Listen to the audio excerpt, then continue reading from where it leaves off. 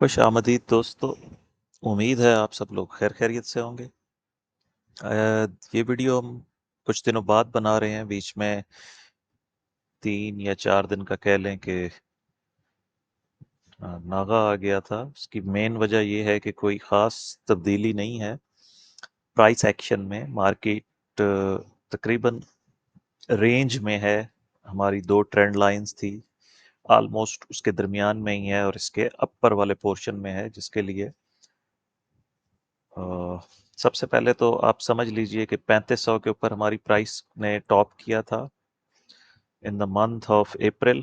उसके बाद हम 1 2 3 वेव्स में नीचे आए थे और उसके बाद फिर एक करेक्टिव वेव ऊपर गई है। बेसिकली हम एबीसी जो करेक्शन का पैटर्न है उसको ट्रैक कर रहे हैं कि ये ए है, ये बी है और हम सी में नीचे जाने वाले हैं। ये हमारा प्राइम सिनेरियो था और इसी पे ही हमारा सारा का सारा फोकस रहा है। लेकिन कुछ अरसे बाद प्राइस इस रेंज से बाहर नहीं निकल पाई, तो हम इसको एक ऑप्शन ये था हमारे पास। पहले दो सिनेरियोज में मैंने आपको बताया था अपनी पिछली वीडियोस में कि हो सकता है कि वेव 4 इस जगह पर बॉटम हो चुकी हो। लेकिन अगर वेव 4 यहाँ पे बॉटम हो चुकी है तो उसके बाद हमें वेव 5 में ऊपर जाना है। चाहे 3 वेव में जाएं एज एन एबीसी डायगोनल, या हम 5 वेव्स में जाएं, हमें हर हाल इस रेड लाइन को, जो लोग मेरी वीडियो देख रहे हैं, हमने काफी अरसा पहले ये रेड लाइन बनाई थी, अब इस बात को भी काफी अरसा हो गया है, तो हमें यहाँ से ऊपर जाना चाहिए। ऊपर जाने के लिए मैंने एक पूरी वीडियो सिर्फ और सिर्फ इस वाइट वेव काउंट पे बनाई थी कि ये हमारे पास ब्रेकआउट पैटर्न है कि ये 1 2 और फिर ये 3 और इस 3 में फिर 1 2 3 4 5 और फिर 4 5।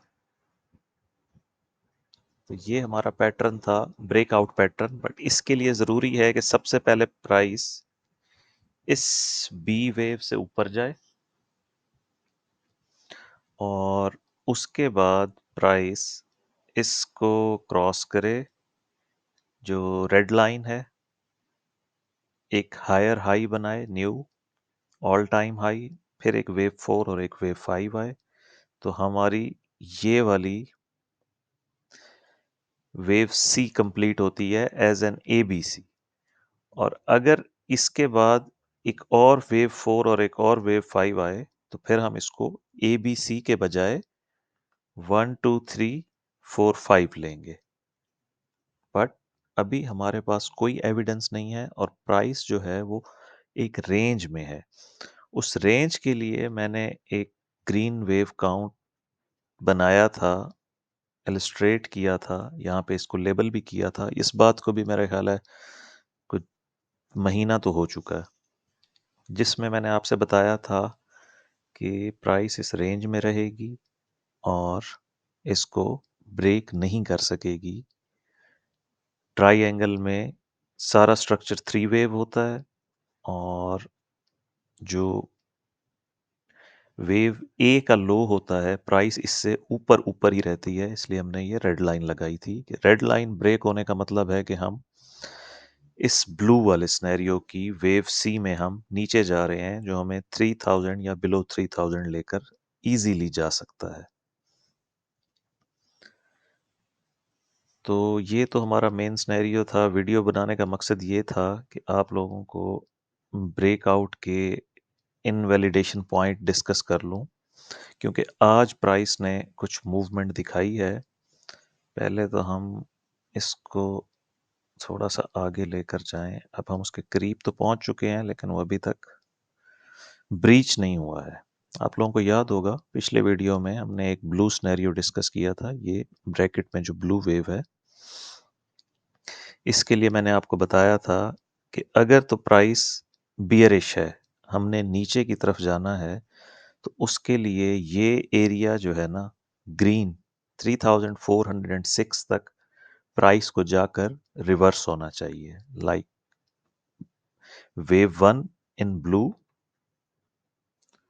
wave 2 in blue, and then wave 3 and 4 and 5. तो ये हमारा नीचे जाने का पैटर्न था। प्राइस हमारे उस पॉइंट तक पहुंच चुकी है। वीडियो बनाने का मकसद ये है कि इसको आपने वॉच करना है। जैसे ही 3406 ब्रीच होता है और प्राइस हिट करती है 3427 को, तो ऑटोमेटिकली ये ट्रेंड लाइन ग्रीन वाली जो हमने ट्राई एंगल के लिए सेट की थी, ये ब्रीच हो जाएगी। और प्राइस जब इस बॉक्स में पहुंच जाएगी जो कि वेव बी से ऊपर है, तो ये हमारा फर्स्ट सिग्नल होगा इस बात का कि हम ऊपर की तरफ बुलिश हैं और जो करेक्शन थी वो 3120 पे कंप्लीट हो चुकी है। इसमें अगर आप इसको मज़ीद हम एडजस्ट कर दें, वेव 2 को यहाँ ले आएं और टारगेट वाइज एक दफ़ा फिर चेक कर लें, प्राइसेस में चेंज आया है। इसको हम लेते हैं जी length of wave 1, length of wave 2, तो वेव 3 जो है उसको जाना चाहिए 1.618 और 1.382, मतलब ये बॉक्स हमारा यहाँ आ जाएगा और ये हमारा टारगेट बनेगा वाइट वेव 3। तो टेक्निकली हम इस वेव 3 में हैं।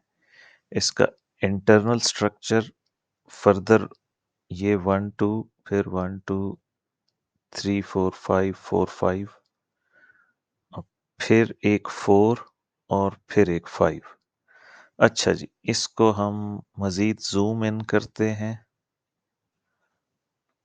और एक छोटा-सा रेज़िस्टेंस एरिया बनाते हैं। कहाँ पर? 1 2 3 1 2 3 4 5। अच्छा, टारगेट वाइज़ अगर हम इसकी ले लें लेंथ, हालाँकि ये 3 वेव लग रही है, तो ये तकरीबन 200% तक अपनी एक्सटेंशंस की वजह से चली गई है। अब ये आप समझ लीजिए, मैं आपको एक सपोर्ट जोन दे रहा हूँ जो इंडिकेशन होगा नीचे की तरफ जाने का।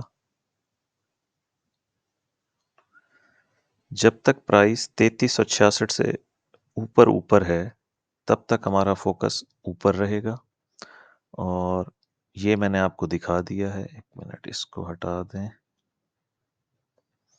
अब आप इसको फिर से देख लीजिए, इजी कर देता हूँ आपके समझने के लिए कि जब प्राइस इस ग्रीन लाइन को ब्रीच करके इस रेड लाइन को टच करेगी, तो ये फर्स्ट पॉइंट ऑफ इनवैलिडेशन होगा इस ब्लू वेव का।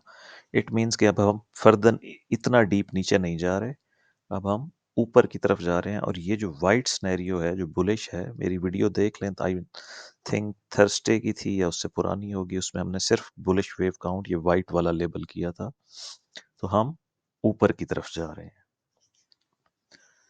और जब प्राइस इस एरिया को, जो मैंने अभी आपके सामने ये फिब लिए हैं, 3366 को ब्रीच करती है टुवर्ड्स डाउन साइड, तो ये फर्स्ट इंडिकेशन होगा कि या तो हम इस ग्रीन लाइन की तरफ आ रहे हैं ट्राइएंगल में, या हम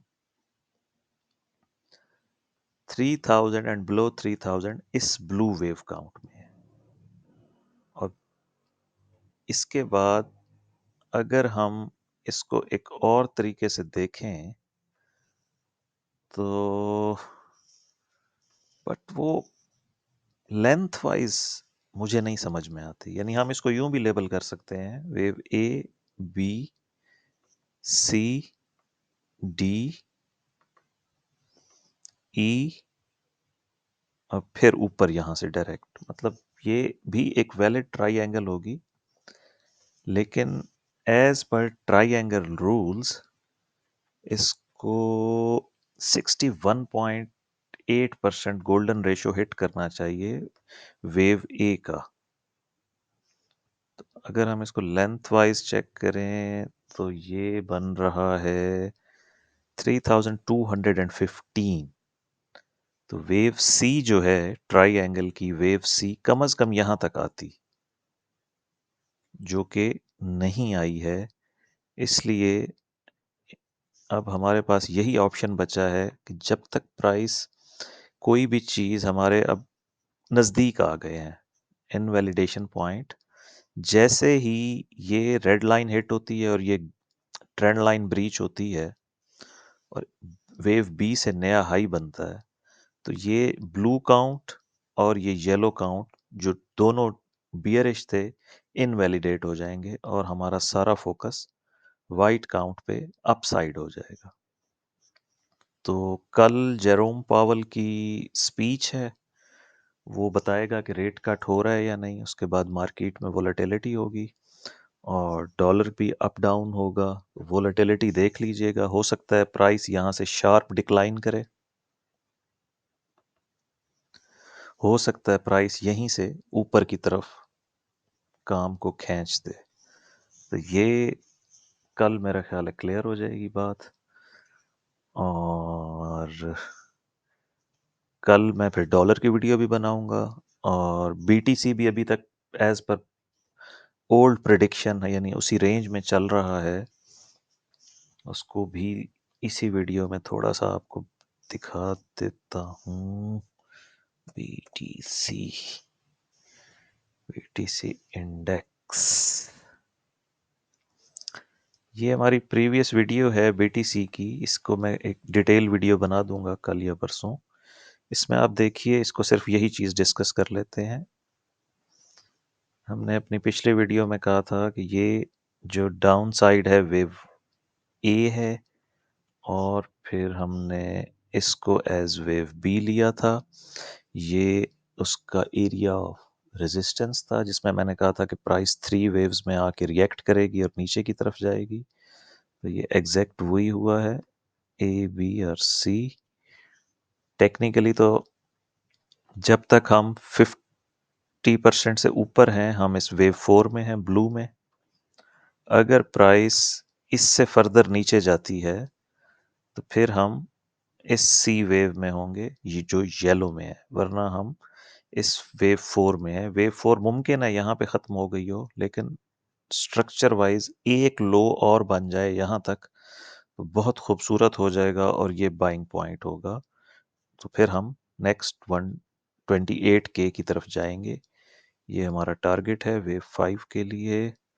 और हमारा जो एक्सटेंडेड टारगेट है वो है 152K। दोस्तों कल फिर मैं डॉलर की और कोशिश करूंगा बीटीसी की दैट वेरी नेक्स्ट डे एक वीडियो बना दूं। वैसे अभी ये भी रेंज में है, ये ट्राइंगल भी हो सकती है, like A B C D E, कुछ इस तरह से करके और फिर डायरेक्ट ब्रेकआउट हो जाए। तो एक ट्रेंड लाइन आप यहाँ पे बना लें। ये ट्रेंड लाइन फर्स्ट सिग्नल होगा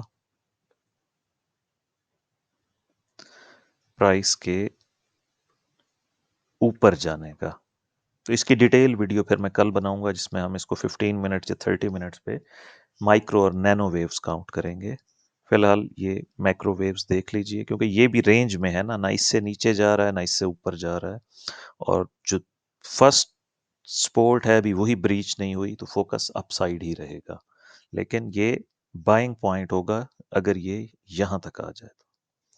ठीक है दोस्तों, मिलते हैं फिर नेक्स्ट वीडियो में।